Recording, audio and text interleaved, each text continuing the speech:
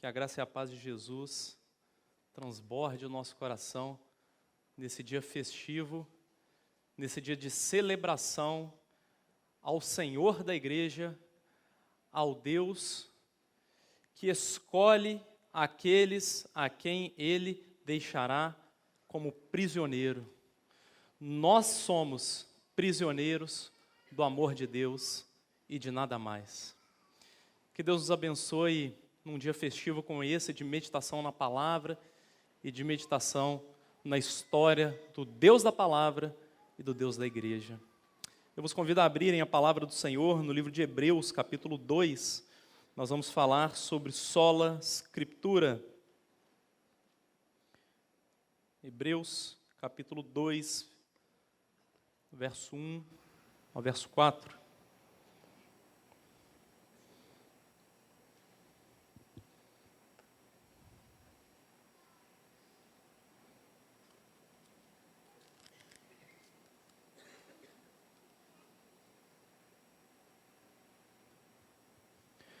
Hebreus 2:1, diz o texto bíblico: por esta razão, importa que nos apeguemos com mais firmeza às verdades ouvidas, para que delas jamais nos desviemos.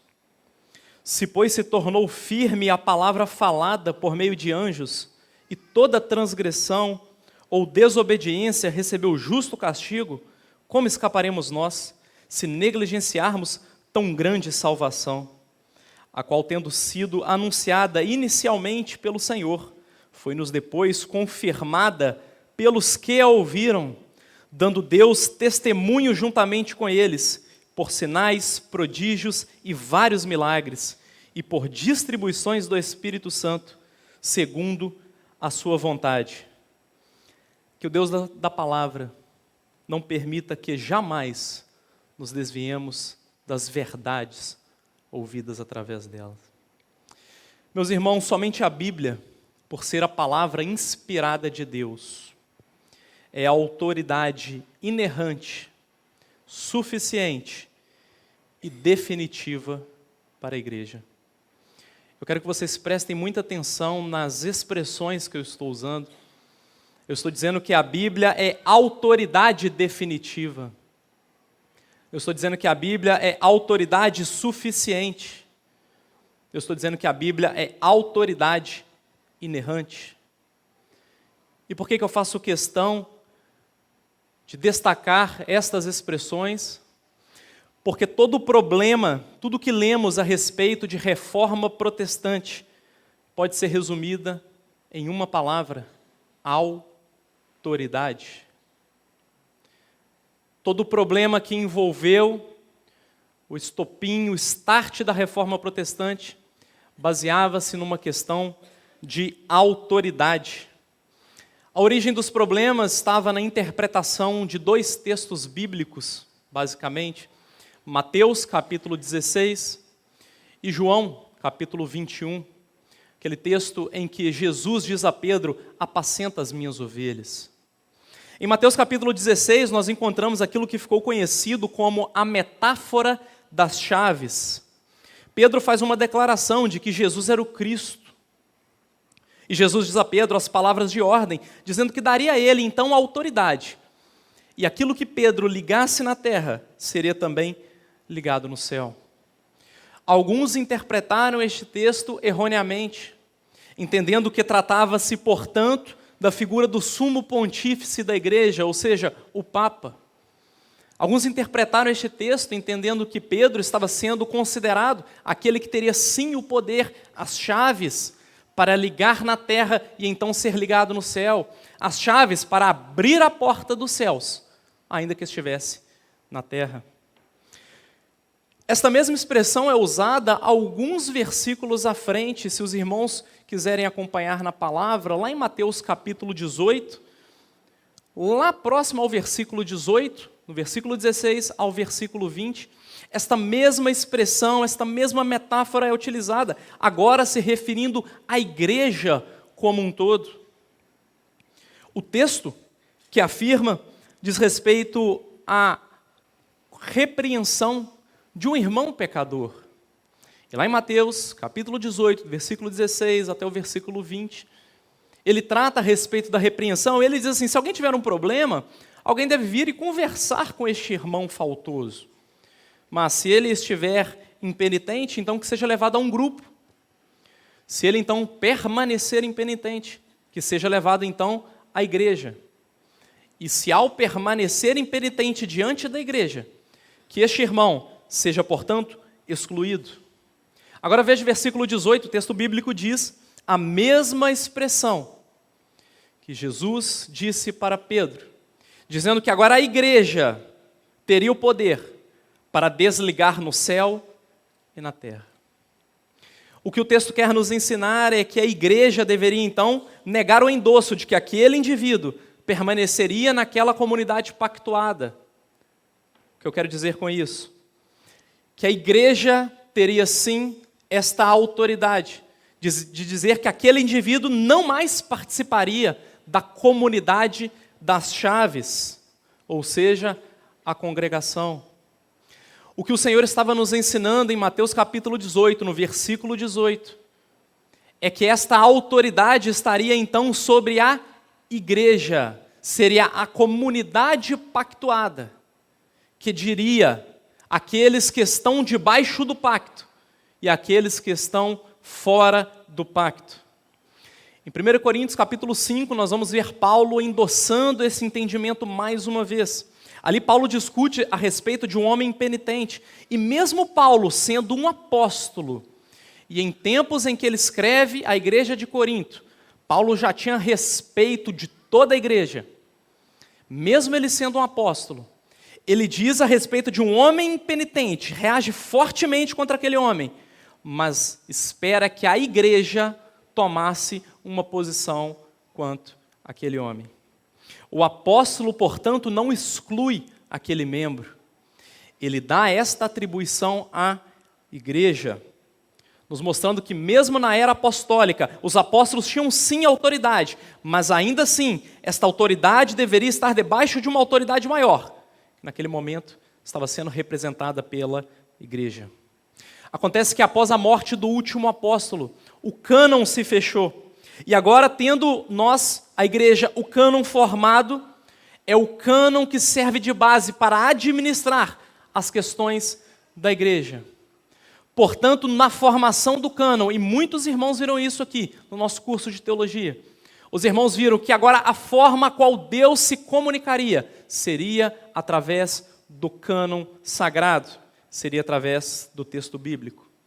Portanto, meus irmãos, após a formação do cânon, todo o assunto que trataria de poder ou de autoridade estaria no cânon sagrado. Não mais dependeria de líder, não mais dependeriam de homens, não mais dependeria da igreja, mas estaria sob domínio, poder do cânon sagrado. Lutero começa a fazer uma crítica exatamente acerca desse ponto. E ele começa a criticar a questão das indulgências, ele começa a criticar a questão do tilintar das moedas, e ele faz críticas e mais críticas, e aí acontece que aquelas críticas começam a se avolumar. Mas perceba, o problema final não estava nas indulgências, o problema final não estava no tilintar das moedas, o problema não estava na declaração do perdão dos pecados, o problema estava na autoridade. Quem decide a vida da igreja? Quem é que decide os rumos da igreja? É a Sagrada Escritura. Sola Scriptura surge como uma forma de defesa para dizer que homem algum, líder algum, instituição alguma teria governo, teria poder, teria autoridade sobre os rumos da igreja na face da terra. Quem teria? Seria somente a Sagrada Escritura. Esse é o ponto. Quando Lutero começa a defender estas questões, ele recebe uma bula papal, uma espécie de um comunicado. E naquele comunicado, Lutero não estava sendo desligado da igreja, mas ele estava sendo convidado a se retratar, a esclarecer a respeito daquilo que ele havia escrito. E veja que eu não estou tratando simplesmente das 95 teses, porque após as 95 teses, Lutero se retira e começa a escrever livros, e começa a explicar a respeito das doutrinas a qual, na palavra de Deus, ele havia encontrado e entendido como verdade. E aqueles livros são expostos diante de todos, e Lutero deve se explicar. Lutero toma uma atitude que é muito importante para nós entendermos, historicamente falando. Ele destrói um instrumento, um livro conhecido como decretais. As decretais representavam o documento mais importante do direito da igreja. Este fato, por isso, é importantíssimo, porque quando Lutero destrói as decretais, ele taca fogo nas decretais, Lutero está dizendo que ele está rejeitando o poder, rejeitando a autoridade da igreja. Ele estava dizendo com todas as letras que ele não mais reconheceria a autoridade do Papa. Aquilo não era, meus irmãos, uma atitude de vandalismo. Aquilo não era uma atitude de pirraça de Lutero e de nenhum dos reformadores que estivessem ou estariam junto de Lutero naquele tempo. O que Lutero estava dizendo é que ele seguiria com o seu ponto de vista. Para ele, a autoridade estava na Escritura. Para ele, a autoridade não estava na igreja. E com aquela atitude, ele deixa claro que ele estava rejeitando aquele poder. Ele estava rejeitando aquela forma de autoridade. Então Lutero é chamado para uma assembleia. Essa assembleia se tornou muito conhecida posteriormente. Ela aconteceu numa cidade chamada Worms e ficou conhecida como a Dieta, ou seja, a Assembleia de Worms. Lutero é chamado até aquela assembleia, seus livros estão expostos. É perguntado a Lutero: você reconhece esses livros? Ele diz sim. É perguntado: você é o autor desses livros? Ele diz sim. É pedido a ele então que se retrate acerca daquela situação, entendendo o peso daquele momento, a importância daquilo. Lutero pede um tempo para responder. Ele é dado 24 horas. Lutero então retorna no dia seguinte.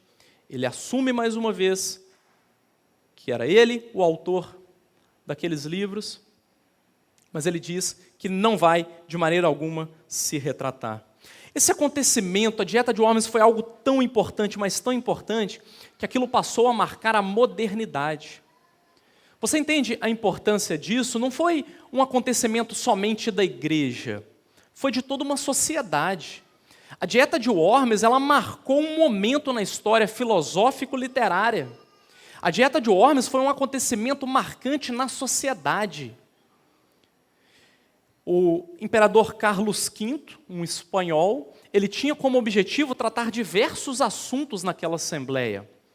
Tanto é que Lutero é chamado em abril, mas a assembleia começou em janeiro. Vejam a importância, o marco histórico daquele momento.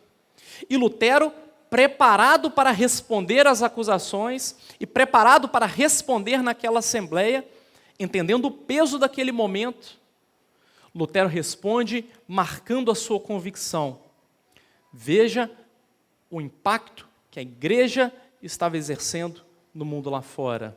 A Reforma nos ensinou isso, Lutero nos ensinou isso. E ao responder, Lutero proclama a sua frase célebre, mais conhecida de toda a história da Reforma. Permitam-me ler a frase de Lutero. A menos que possa ser refutado e convencido pelo testemunho da Escritura e por claros argumentos, visto que não creio no Papa nem nos concílios, é evidente que todos eles frequentemente erram e se contradizem. Estou conquistado pela Santa Escritura citada por mim. Minha consciência está cativa à palavra de Deus. Não posso e não me retratarei, pois é inseguro e perigoso fazer algo contra a consciência. Esta é a minha posição, não posso agir de outra maneira. Que Deus me ajude. Amém.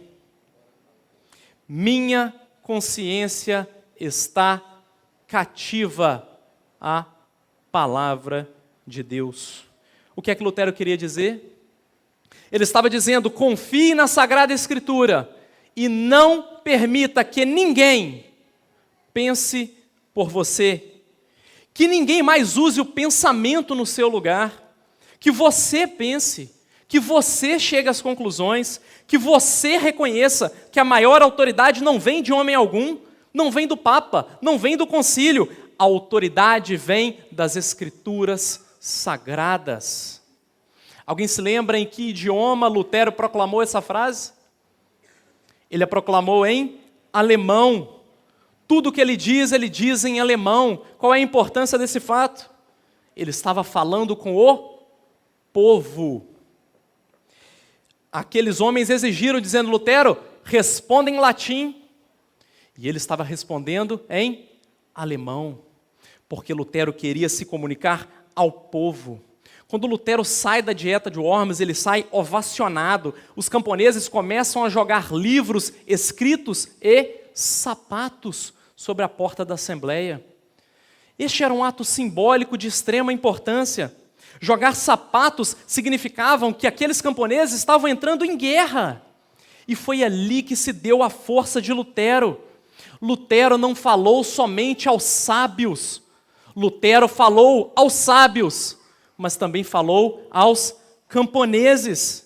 Esse talvez seja um dos maiores legados de um pregador que consegue sim falar aos doutos, falar aos sábios, falar àqueles que conhecem as Escrituras, mas que também consegue falar aos camponeses, aos simples, aqueles que não têm tanto conhecimento, mas que conseguem, pela revelação da Sagrada Escritura, compreender a santa palavra de Deus. Este foi o maior legado deixado por Lutero na dieta de Worms. E para fazer isso, ele parte das Escrituras e ensina que o que é necessário é um discurso claro, lógico, que tem sim início nas Escrituras e que tem fim nas Escrituras.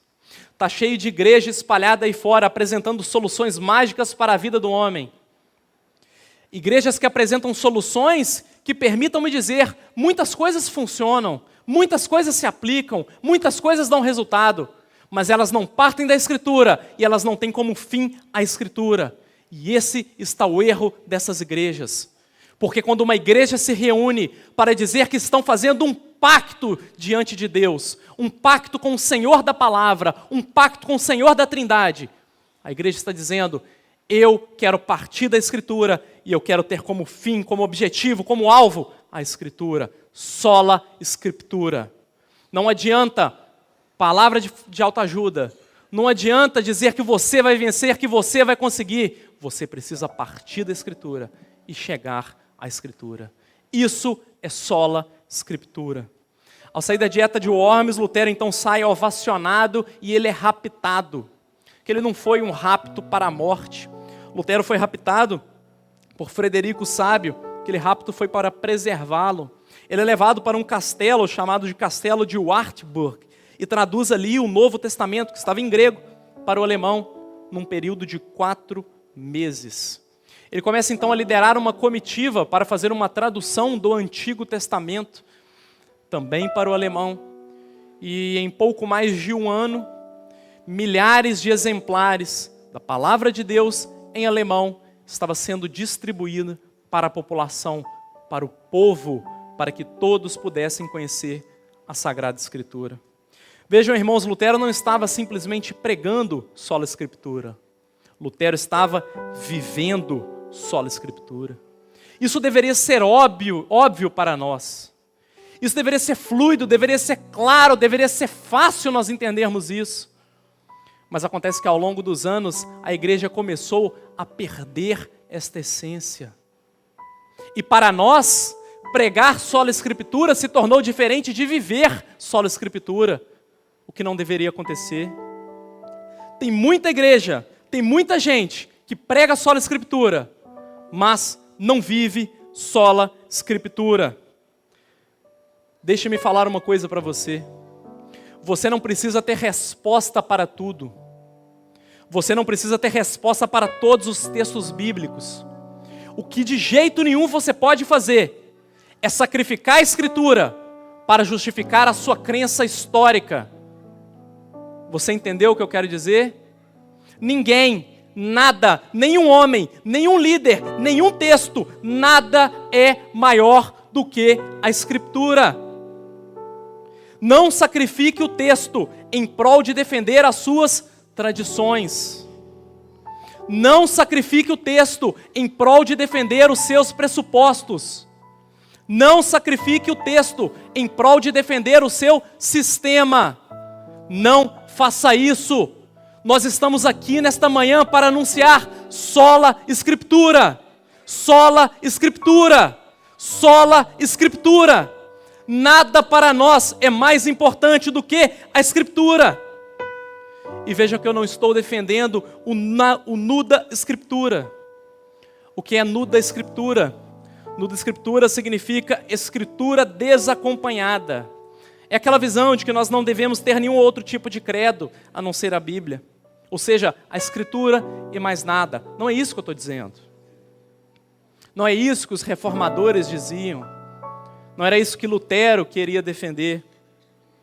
O que eles estavam dizendo, inclusive considerando muitas vezes, eram sim doutrinas tradicionais que vinham dos pais da igreja, que vinham da tradição religiosa. Inclusive Lutero começa a basear muito dos seus ensinos, baseando-se em uma doutrina agostiniana. Mas agora por acaso me fugiu o nome dessa doutrina, talvez vocês possam me ajudar. Aquela doutrina que diz que o homem é totalmente corrompido, envolvido em pecado, e por isso ele não tem condição própria, natural em si mesmo, de optar pelo bem, a despeito do mal. Como é que chama essa doutrina? Depravação total. Lutero parte desse princípio para dizer, por causa da depravação total, nenhum homem, nenhum líder, nenhum concílio é capaz de autoritariamente prevalecer sobre a Escritura. Ninguém é capaz de prevalecer. Por isso, sola Escritura. Sola Escritura. Sola Escritura nos convida a pensar de que forma a Escritura dá testemunho dela mesma. Segundo Timóteo, capítulo 3, versículo 16, diz que toda a Escritura é divinamente inspirada. A expressão inspirada, a palavra inspirada faz menção ao sopro de Deus. Inspirar o sopro que Deus lançou ao homem, quando na criação Ele dá vida ao homem. Os escritores canônicos consideravam que ouvir a voz de Deus e ler a Escritura era exatamente a mesma coisa, ou seja, só a Escritura nos ensina que nós devemos dar à Escritura a mesma reverência devida a Deus.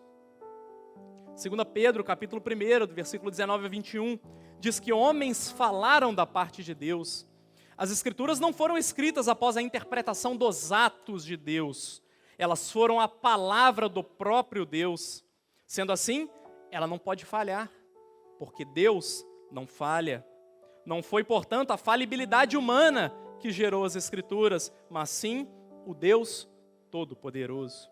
Nesse mesmo texto, a palavra diz que nenhuma Escritura é de particular interpretação. A Bíblia, portanto, meus irmãos, pode ser traduzida e impressa em qualquer idioma. Qualquer homem, qualquer mulher, qualquer nível de escolaridade, qualquer nível social, todos podem ter acesso à Escritura. E nela, todos nós podemos encontrar vida e podemos encontrar o próprio Deus. Em outras palavras, a Bíblia não é só para os iluminados. A Bíblia não é só para os espirituais. Não é só para os doutos que tiveram um tipo de revelação exclusiva. A Bíblia é para a igreja, para o Deus da palavra, a igreja que serve ao Deus da palavra. O que Deus revela de si é dado abertamente a todos. Franklin Ferreira escreve desta maneira, seu livro chamado Os Pilares da Fé. Abre aspas, devemos desconfiar de qualquer pessoa que depois de 2000 anos de história da igreja, afirme ter enfim uma interpretação acerca de determinada passagem, na qual ninguém tivesse pensado até então. Afinal, a história da igreja é a história da exposição da Escritura. Fecha aspas de Franklin Ferreira. Quando nós pensamos, irmãos, em sola Escritura, nós estamos lembrando que Deus quer falar conosco somente, sola, na Sagrada Escritura. E nós queremos ouvir somente, sola, na Sagrada Escritura. Eu gostaria de encerrar aqui com vocês com a leitura do Salmo 19, versículo 7 ao versículo 10. O texto bíblico diz: a lei do Senhor é perfeita e restaura a alma. O testemunho do Senhor é fiel e dá sabedoria aos simples. Os preceitos do Senhor são retos e alegram o coração. O mandamento do Senhor é puro e ilumina os olhos. O temor do Senhor é límpido e permanece para sempre. Os juízos do Senhor são verdadeiros e todos igualmente justos. São mais desejáveis do que o ouro, mais do que muito ouro depurado, e são mais doces do que o mel e o destilar dos favos. Que Deus abençoe a sua igreja com sola Escritura. Que Deus abençoe aqueles que valorizam a Sagrada Escritura do Deus da Palavra. Que Deus nos sustente nas verdades bíblicas.